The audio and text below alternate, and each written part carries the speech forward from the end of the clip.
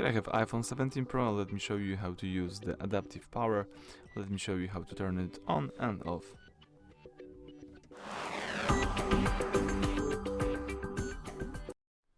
So at the very beginning, let's open the settings. From the list of settings, let's choose the battery. Right here, let's scroll down and choose power mode. As you can see, here you've got the adaptive power. It's a brand new feature that you can use on your new iPhones. Let me tap it enabled.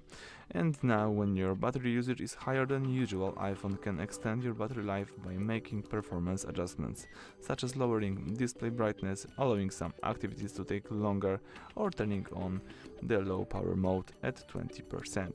So basically, the iPhone will be thinking about your battery life and try to improve it.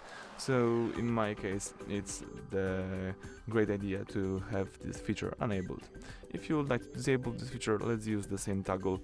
You can also here enable the adaptive power but disable the adaptive power notifications, so maybe it will be useful for you. So that's it. Thank you for watching. Please subscribe to our channel, leave thumbs up under the video.